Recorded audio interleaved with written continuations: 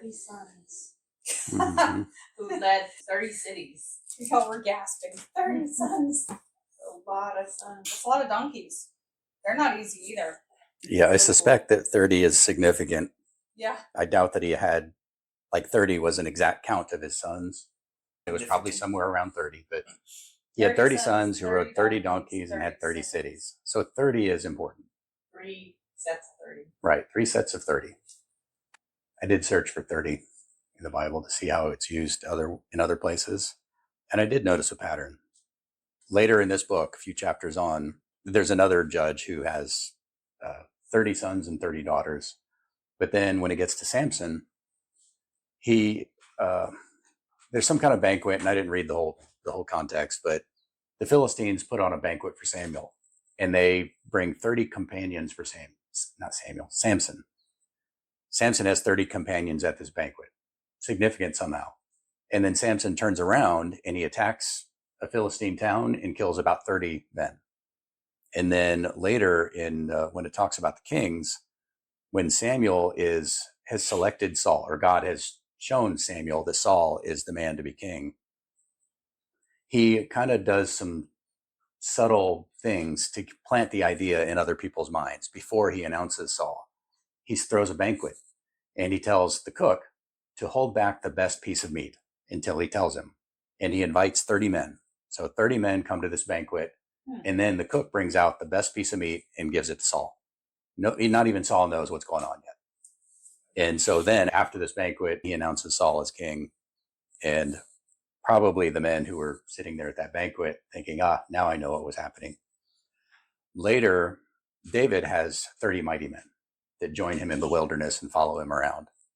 And my suspicion is that there was something cultural about 30 men around a ruler, that a legitimate ruler has his core military unit or core guard. Yeah, it's like if you are a legitimate ruler, you've got your own personal guard of 30 men. So he may not even have had 30 sons that were... Right, they might not have even been his sons. His biological sons. Right. They could have been his sons in the sense that the king talks about his men as his sons. Interesting. Yeah, that makes sense. It would be nice if there was something in the Bible that would just explain all these cultural things. So I'm just guessing that this is the meaning, but like a Da Vinci Code kind of thing? Yeah, kind of. Yeah, maybe it's in the Bible code. 30 means...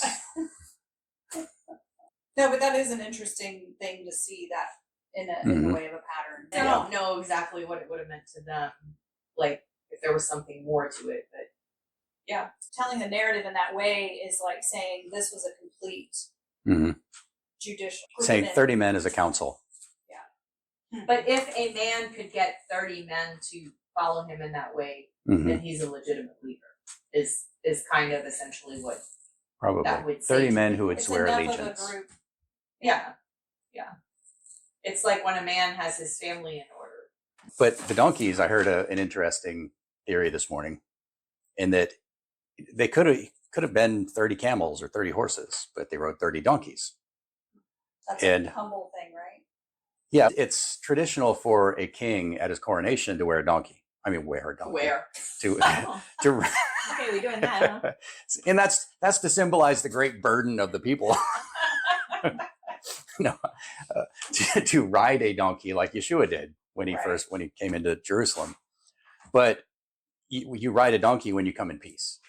You ride a horse when you come at war, or a camel. I don't know how you decide that, but at least for the symbolism, it's usually a horse for war and a donkey for peace. So I think this is a contrast to the previous chapter where you have Abimelech. He has 70 brothers, or he's one of 70 sons, but Gideon's sons appeared to be acting as an aristocracy, but more in a tyrannical kind of sense, where they were ruling over the people, like keeping the people down, ruling for their own benefit. But here you have, was this Jair or Jair? He has these 30 sons who ride 30 donkeys, maybe seeming to say that he's not like Gideon's sons. His sons were actually decent people. They were rich and powerful, and they acted as nobility, but they were benevolent. They weren't tyrants. At least I think it sounded like a good theory. I mean, yeah, it's interesting, because there's a contrast between the 70 Mhm. sons versus the 30, Mm-hmm. and the intent behind it.